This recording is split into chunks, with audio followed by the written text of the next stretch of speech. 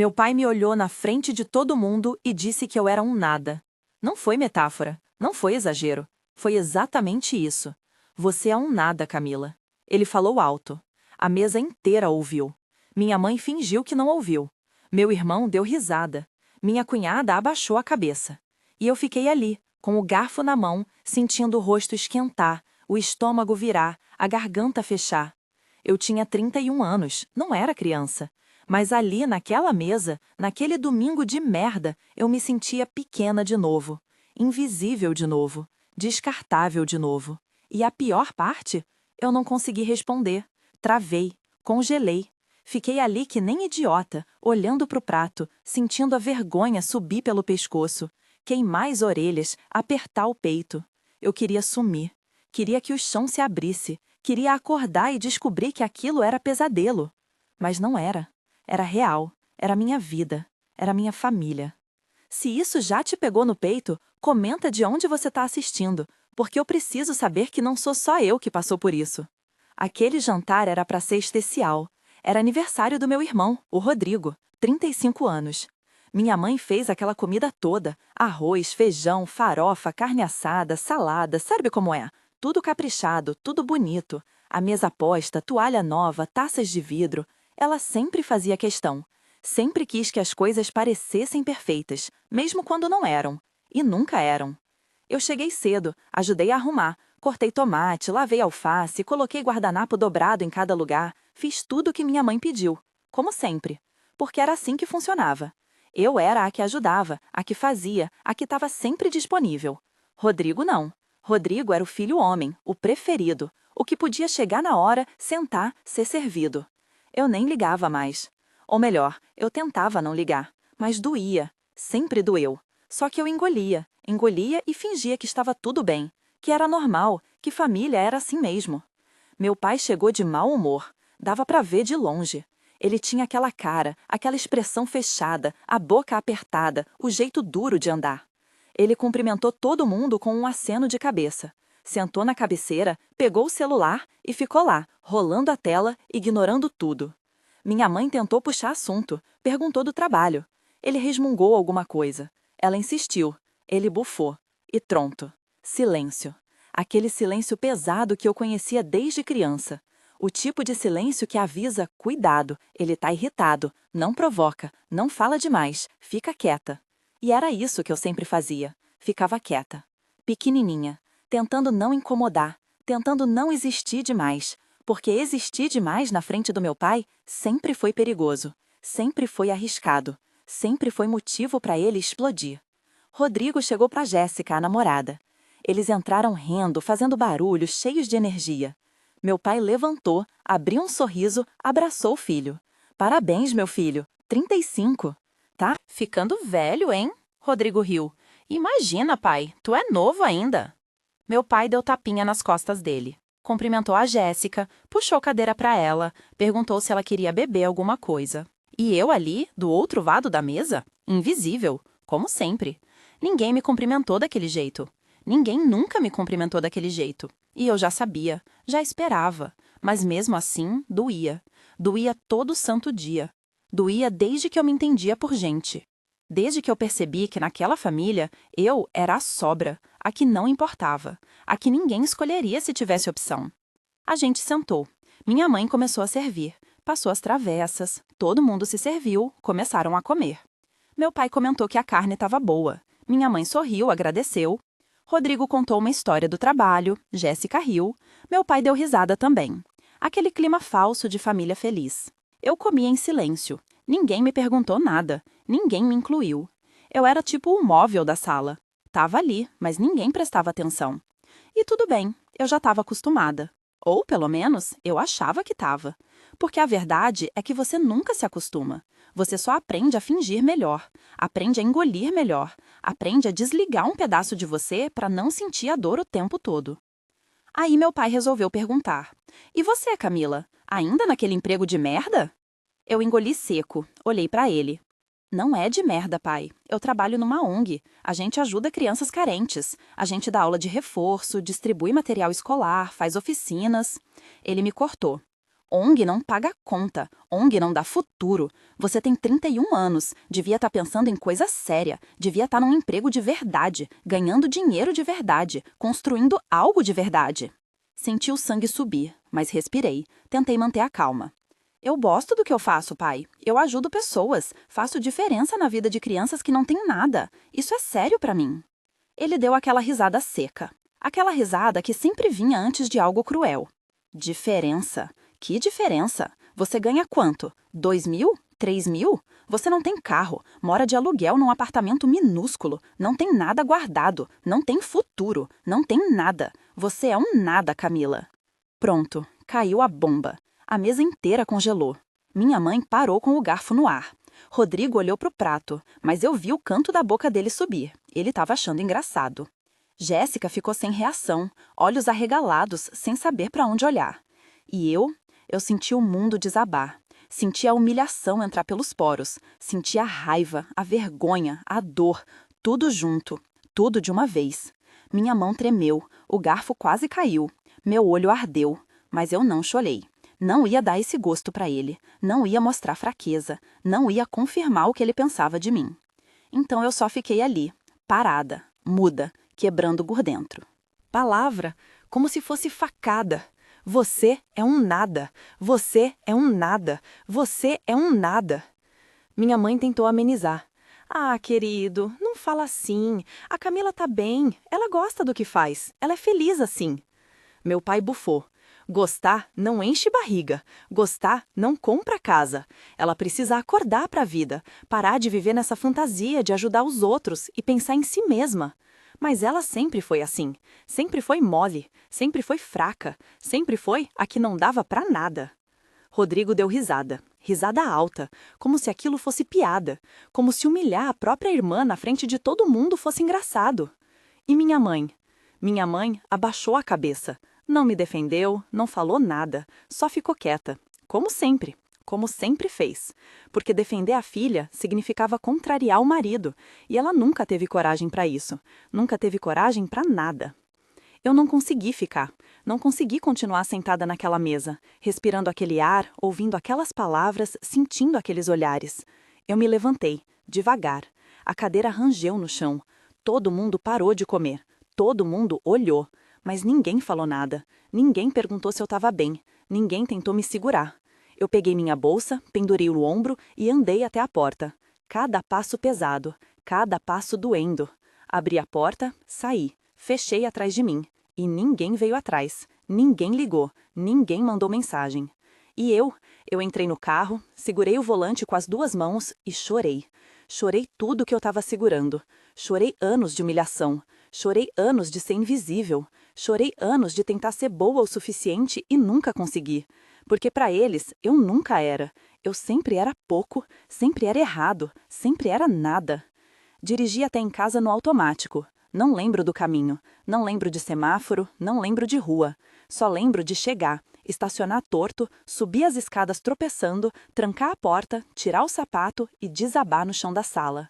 Fiquei ali, sentada no chão frio, encostada na parede, abraçando os joelhos, sentindo o peito apertar, sentindo a garganta fechar, sentindo aquela dor que não sai, aquela dor que fica grudada, aquela dor que vira parte de você.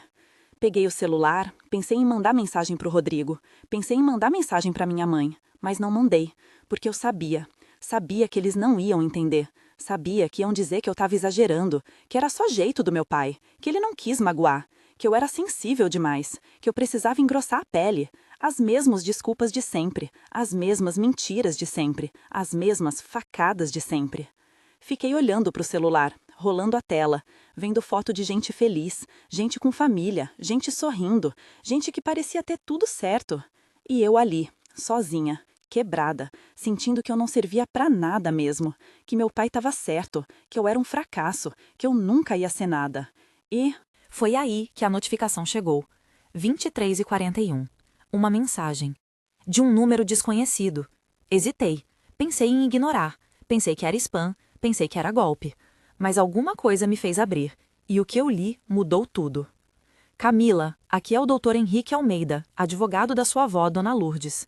Lamento profundamente informar que ela faleceu na última segunda-feira.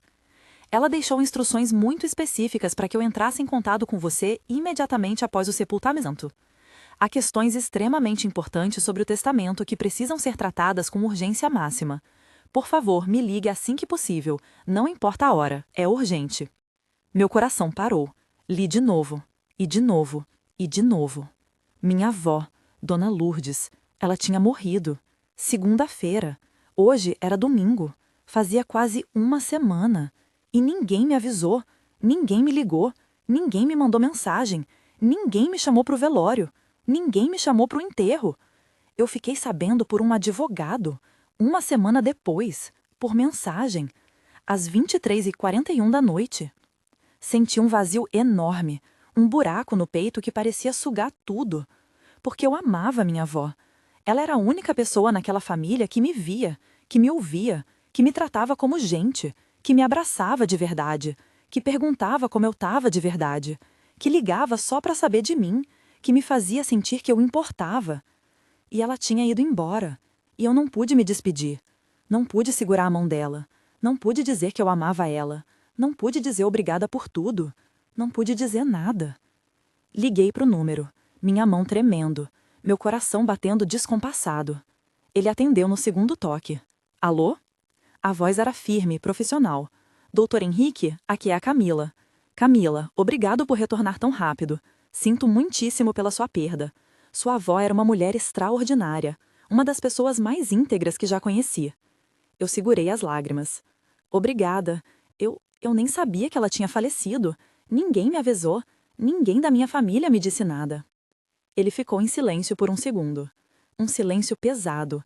Um silêncio que dizia muita coisa. Entendo. Infelizmente, isso acontece em algumas famílias, especialmente quando há interesses envolvidos. Mas enfim, eu preciso conversar com você pessoalmente, com urgência. Sua avó deixou instruções muito específicas no testamento. Instruções que envolvem você diretamente. E há informações que você precisa saber o quanto antes. Senti um frio na barriga. Que tipo de informações? Informações que eu prefiro passar pessoalmente. Podemos marcar amanhã, de manhã cedo?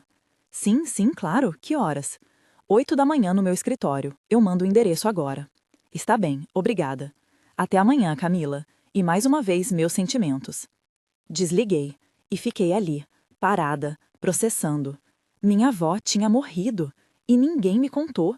E tinha um testamento, com instruções específicas, que envolviam eu. E a minha família não me avisou. Por quê? Por que esconder isso de mim? Por que me deixar de fora? E aí começou a cair a ficha. Devagar. Peça por peça. Eles sabiam. Sabiam que ela tinha morrido. Sabiam do testamento. E me esconderam. De propósito. Por algum motivo que eu ainda não entendia, mas que eu ia descobrir. Naquela noite eu não dormi. Nem um minuto. Fiquei acordada, olhando para o teto, pensando em tudo. Na minha avó, nas tardes que eu passava na casa dela, nos bolos que ela fazia, nas histórias que ela contava, no jeito que ela me olhava, no jeito que ela me abraçava, no jeito que ela dizia meu nome, Camila, com carinho, com amor, com verdade. E pensei na minha família, no meu pai me chamando de nada, no Rodrigo rindo, na minha mãe calada. E comecei a juntar as peças. Comecei a entender. Eles sempre me trataram mal, sempre me diminuíram, sempre me fizeram sentir pequena. E agora esconderam a morte da minha avó, esconderam o testamento, e eu precisava saber por quê. Cheguei no escritório do Dr. Henrique 7h50 da manhã. Não consegui esperar. Toquei o interfone. Ele abriu. Camila, bom dia. Entre. Subi as escadas. Ele me esperava na porta. Era um homem mais velho, uns 60 anos, cabelo grisalho, óculos de grau, terno azul marinho. Tinha um jeito sério, mas gentil. Me cumprimentou com um aperto de mão firme. Me levou até a sala dele. Uma sala grande, com estante cheia de livros, uma mesa de madeira escura, cadeiras de couro.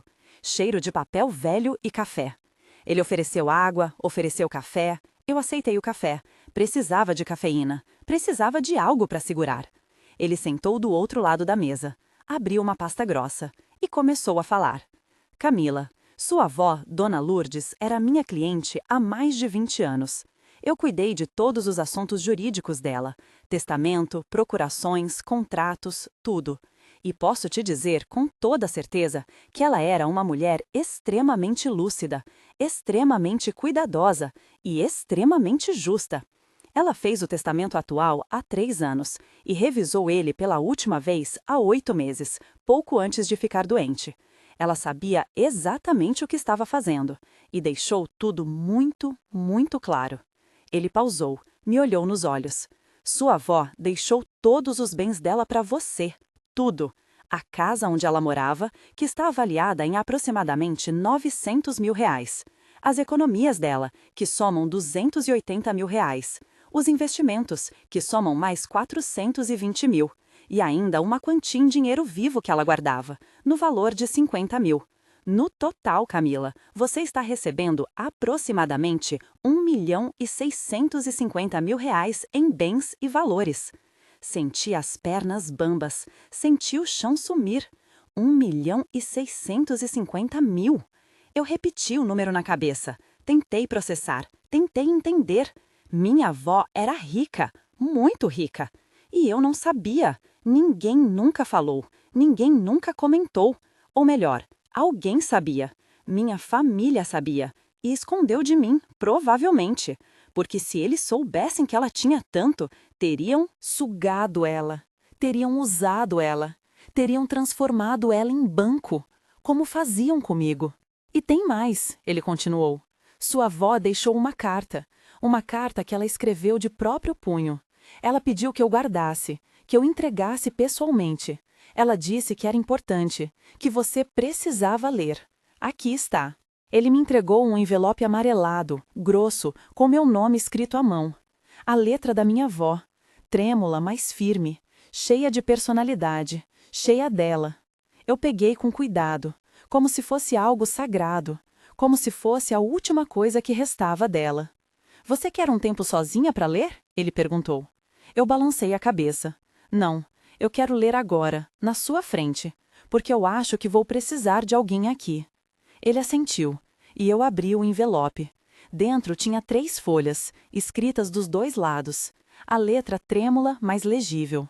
Eu comecei a ler, e a cada linha meu coração apertava mais.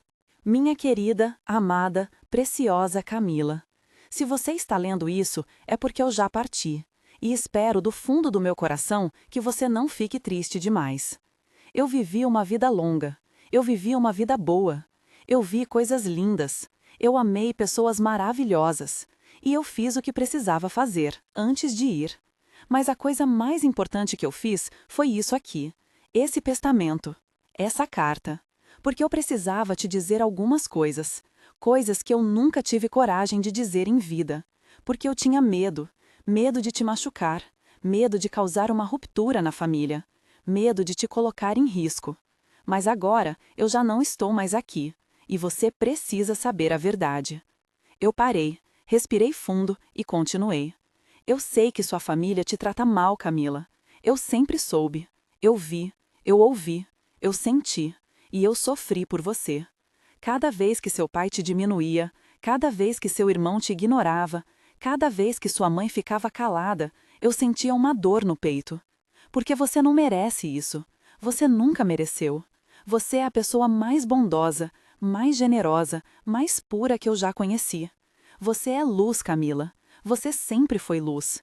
E eles tentaram apagar essa luz. Tentaram te fazer acreditar que você não valia nada. Mas você vale, vale muito, vale tudo. As lágrimas começaram a cair. Eu não conseguia segurar. Continuei lendo através do borrão. Por isso, eu decidi deixar tudo para você.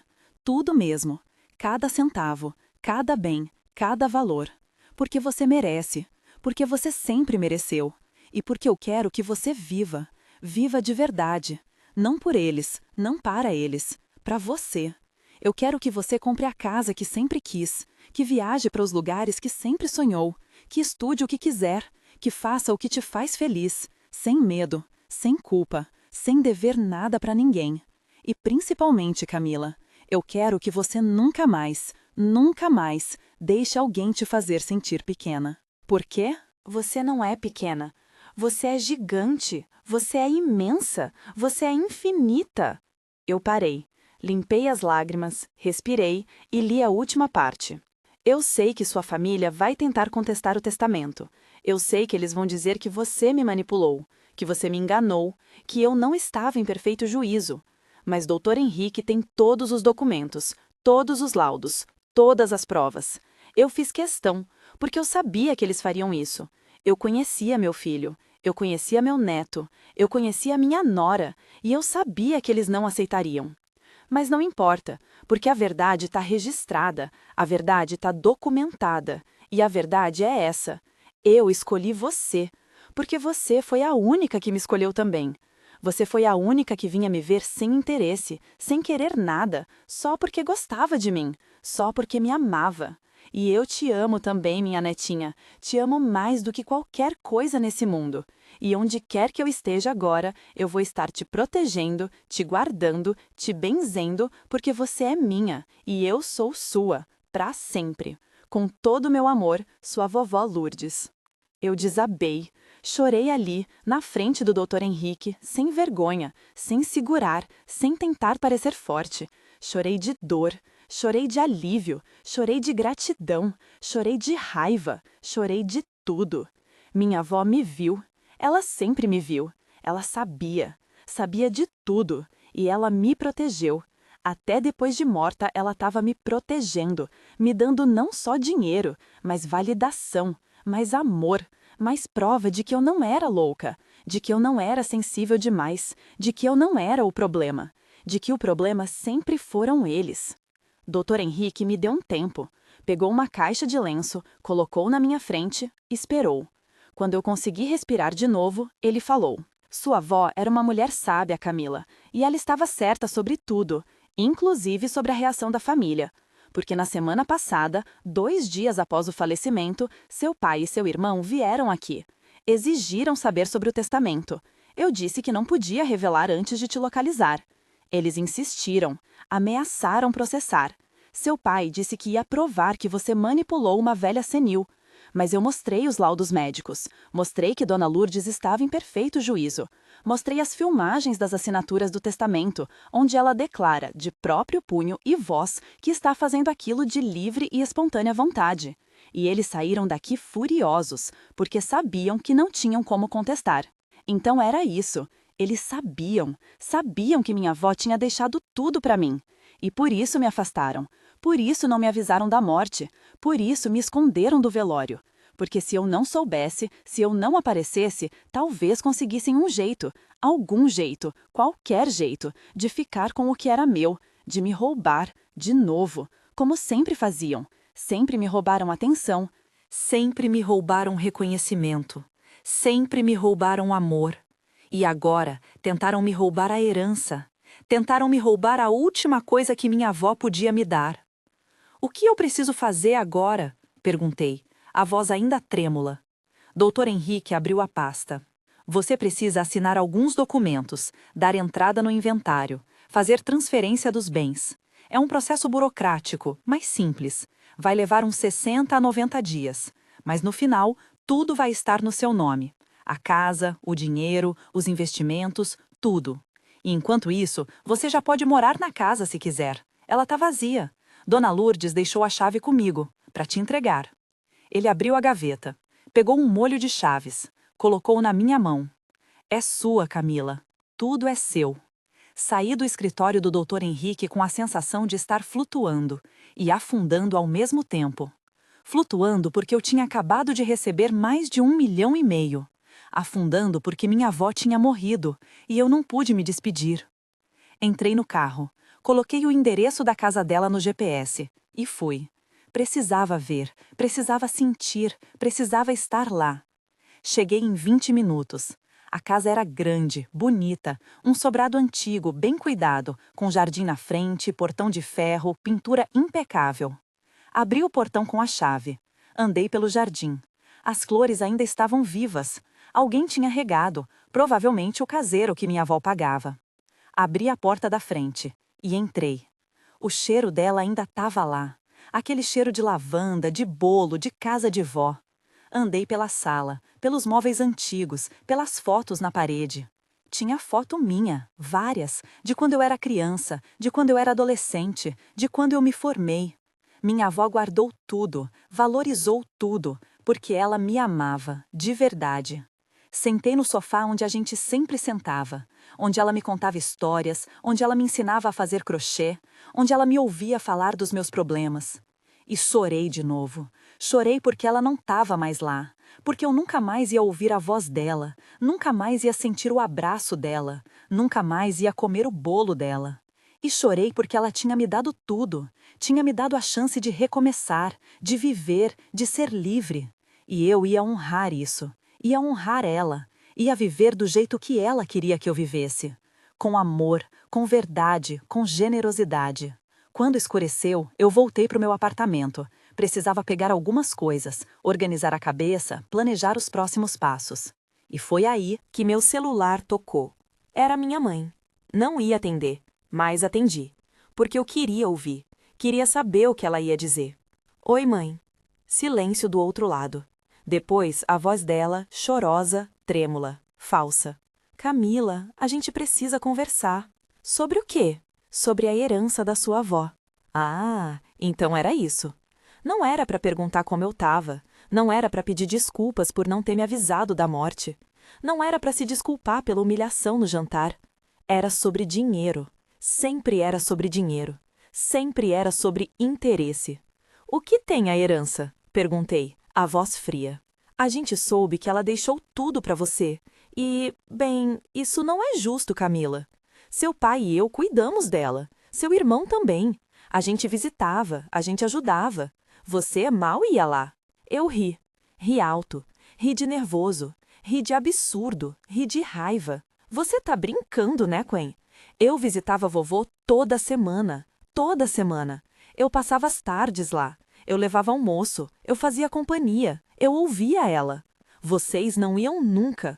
Vocês ligavam uma vez por mês, quando ligavam. E quando iam, era sempre pedindo alguma coisa, sempre querendo algo. Nunca era só para ver ela, nunca era só para dar amor. Não é verdade, Camila. Eu cortei. É sim, e ela sabia. Ela viu, por isso deixou tudo para mim.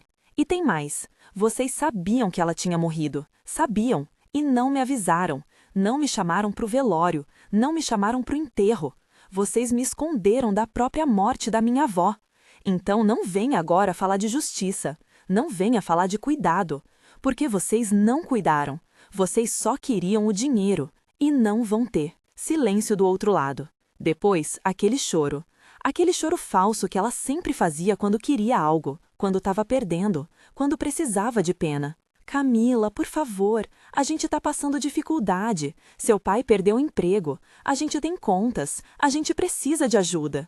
Você não pode deixar a gente assim. Você é a nossa filha. Senti a raiva subir mais ainda. Sou sua filha? Porque domingo passado seu marido me chamou de nada. Me humilhou na frente de todo mundo. E você ficou calada. Não me defendeu. Não disse nada. Então agora eu sou filha? Agora que tem dinheiro envolvido, eu existo? Agora eu importo? Ela começou a chorar mais alto, mas eu não senti nada. Nem pena, nem dó, nem culpa. Camila, você vai se arrepender. Você vai ficar sozinha, sem família, sem ninguém. Eu respirei fundo e falei a última coisa que eu tinha para falar. Eu prefiro ficar sozinha do que ficar com vocês. Vocês nunca foram família, nunca foram nada, e agora não são mais nada para mim. E desliguei. Bloqueei o número da minha mãe. Bloqueei o número do meu pai. Bloqueei o número do Rodrigo. Bloqueei todo mundo. Pronto, acabou. Eu não devia mais nada para eles. Não devia explicação, não devia perdão, não devia tempo, não devia energia, não devia nada. E pela primeira vez na vida, eu me senti livre. Realmente livre. Nos dias seguintes, eu organizei minha vida. Pedi demissão do apartamento alugado. Mudei para as coisas para a casa da minha avó. Levei meus móveis, minhas roupas, meus livros, e aos poucos fui transformando aquele espaço. Fui colocando minha cara, fui fazendo o meu, mas sem apagar ela, sem apagar a memória dela. Eu deixei as fotos na parede, deixei os móveis dela, deixei as coisas dela, porque eu queria que ela continuasse viva ali, de algum jeito. Usei parte do dinheiro para quitar todas as minhas dívidas. Não era muito, mas tinha. Cartão de crédito, empréstimo pequeno, quitei tudo. Investi uma boa parte. Dr. Henrique me indicou um consultor financeiro, um cara sério, competente. A gente montou uma estratégia. Investimentos seguros, rentabilidade boa, para garantir que aquele dinheiro durasse, que gerasse mais, que me desse tranquilidade. E doei uma parte, R$ 100.000, para a ONG onde eu trabalhava, porque minha avó estava certa, eu não era um nada, eu era alguém que fazia diferença. E agora eu podia fazer mais, muito mais. 3 semanas depois da morte da minha avó, eu estava na feira comprando verdura quando vi. Meu pai. Ele estava mais magro, mais velho, cansado, com aquela cara de quem está sofrendo, de quem está passando aperto. Ele estava olhando o preço, pegando as coisas mais baratas, colocando no carrinho devagar, como quem está contando cada centavo. Ele me viu, congelou, ficou pálido, abriu a boca, fechou, abriu de novo e disse, baixo, quase num sussurro: Camila? Eu olhei para ele, direto, sem medo, sem raiva, sem nada. Só olhei e continuei andando. Passei reto, não cumprimentei, não parei, não dei atenção, porque ele não merecia. Ele não merecia meu tempo, meu olhar, minha palavra, nada. Ele tinha me chamado de nada, então agora ele era nada para mim. Eu ouvi ele chamar meu nome de novo, mais alto, mais desesperado, mas eu não parei. Continuei andando, comprei minhas coisas, paguei, saí e não olhei para trás. Rodrigo tentou também, mandou mensagem, várias. Mila, vamos conversar. Mila, eu sei que a gente errou. Mila, o pai tá mal. Mila, a gente precisa de você. Eu li todas e não respondi nenhuma, só bloqueei, porque não tinha mais conversa, não tinha mais volta, não tinha mais nada. Minha vida mudou completamente, de um jeito que eu nunca imaginei. Eu larguei o emprego na ONG, não porque eu não gostava, mas porque eu queria fazer diferente, queria fazer mais. Usei parte do dinheiro para abrir minha própria ONG, uma ONG de verdade, estruturada, organizada, profissional, com foco em educação de crianças carentes. Aluguei um espaço grande, contratei professores, psicólogos, assistentes sociais, comprei materiais, computadores, livros, tudo. E comecei a fazer diferença, de verdade, diferença real, mensurável. Eu vi as crianças chegando tristes, desmotivadas, perdidas e saindo com esperança, com sonho, com futuro. E aquilo me enchia, me completava. Fazia sentir que eu tinha propósito, que eu tinha valor, que eu não era um nada, que eu nunca fui. Comecei a viajar também. Fui para os lugares que eu sempre quis conhecer. Paris, Londres, Nova York, sozinha, sem depender de ninguém, sem pedir permissão, sem sentir culpa. Conheci pessoas incríveis, fiz amigos de verdade, gente que me via, que me ouvia, que me valorizava, gente que não queria nada de mim além da minha companhia, da minha amizade, do meu afeto. E aquilo era novo, era estranho, era libertador. Comecei terapia, uma terapia profunda, intensa, dolorida, porque eu precisava entender, precisava processar, precisava curar. 31 anos de rejeição não some da noite para o dia. 31 anos de se sentir invisível deixa marca, deixa ferida, deixa cicatriz. E eu precisava cuidar disso, precisava me cuidar. Pela primeira vez na vida, eu coloquei eu em primeiro lugar. E foi difícil, porque eu não sabia fazer isso. Eu sempre fui a que cuidava dos outros, a que se sacrificava, a que abria mão. Mas agora eu estava aprendendo a me escolher, a me priorizar, a me amar. 6 meses depois da morte da minha avó, eu estava na sala da minha casa, a casa que agora era minha, tomando um chá, lendo um livro, quando a campainha tocou. Estranhei, não estava esperando ninguém. Fui até a porta, olhei pelo olho mágico. Era minha mãe, sozinha. Ela estava mais velha também, mais cansada, com uma expressão pesada. Hesitei, pensei em não abrir, pensei em fingir que não estava em casa. Mas alguma coisa me fez abrir. Não sei o quê, curiosidade talvez, ou só vontade de fechar aquele ciclo de vez. Abri a porta.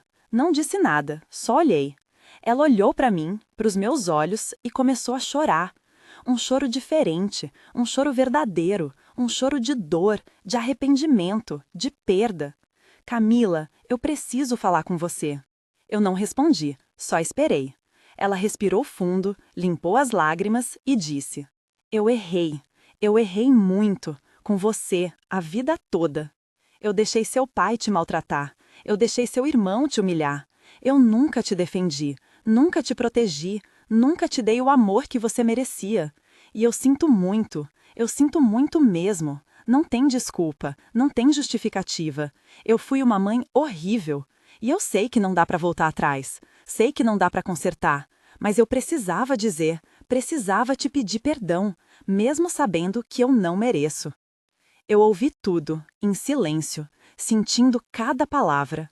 E quando ela terminou, eu respirei fundo e falei: Mãe, obrigada por vir aqui. Obrigada por dizer isso, mas não muda nada. Você teve 31 anos para me defender, 31 anos para me proteger, 31 anos para ser mãe. E você escolheu não ser. Você escolheu ele, você escolheu o Rodrigo, você escolheu todo mundo, menos eu. E agora que não tem mais dinheiro em jogo, agora que seu casamento tá ruim, agora que você tá sozinha, você vem pedir perdão? Não, não funciona assim. Eu te perdoo, porque eu preciso perdoar para seguir em frente. Mas perdoar não significa voltar, não significa esquecer, não significa te ter na minha vida de novo. Significa só que eu não vou carregar mais raiva, não vou carregar mais dor. Mas você não faz mais parte da minha vida. Você não é mais nada para mim. Ela chorou mais, tentou falar, mas eu fechei a porta. Devagar, sem raiva, sem ódio. Só fechei e voltei pro meu chá, pro meu livro, pra minha paz. Porque eu tinha escolhido eu, finalmente.